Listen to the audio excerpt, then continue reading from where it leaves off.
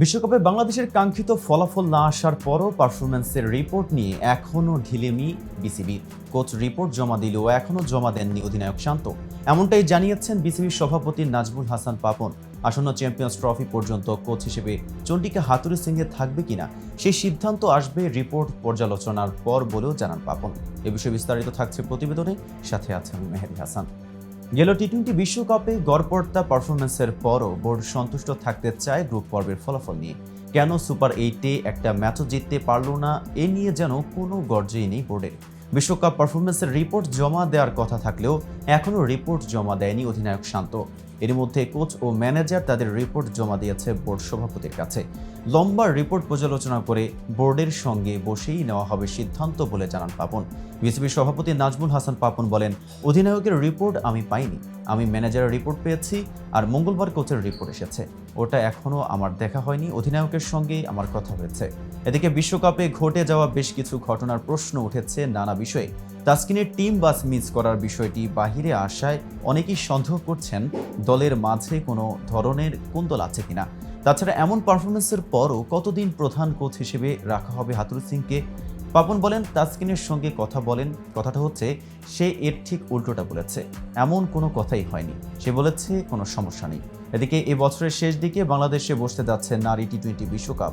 তাছাড়া বেশ কয়েকটি ইভেন্টের স্বাগতিক হবে বাংলাদেশ। কথা উঠেছে এশিয়া কাপ আবারও বাংলাদেশে আয়োজন হবে কিনা।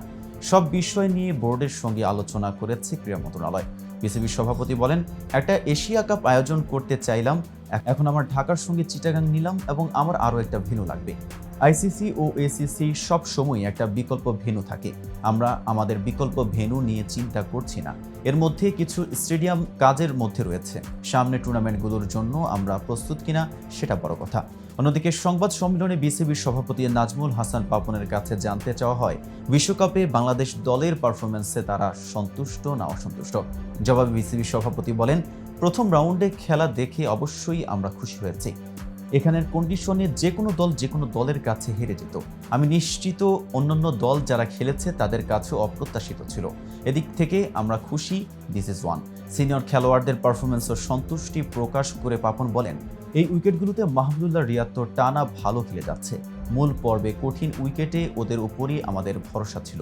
সাকিব আর মাহমুদুল্লাহর তো খেলে প্রমাণ করতে হবে না ওরা কি, ওদের কি ভালো খেলা দেখতেই হবে, ওরা ভালো প্লেয়ার। ঠিক আছে, সাকিব ব্যাটিং পারবে না, বোলিং করবে, কিন্তু বোলিংও ভালো করতে পারছে না। এই দল এই সমস্ত কিছু বিবেচনা করে যদি আমরা দেখি, আমি মনে করি অবশ্যই আমরা যে দ্বিতীয় রাউন্ডে গিয়েছি সেটা ভালো করেছি।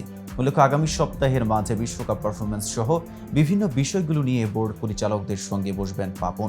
তো ভিউয়ার্স, ভিডিওটি সম্পর্কে আপনাদের কোনো মতামত থাকলে কমেন্টস করে জানাতে পারেন। আর নিয়মিত ক্রিকেট আপডেট পেতে কেটিভি ক্রিকেটের সাথে থাকুন।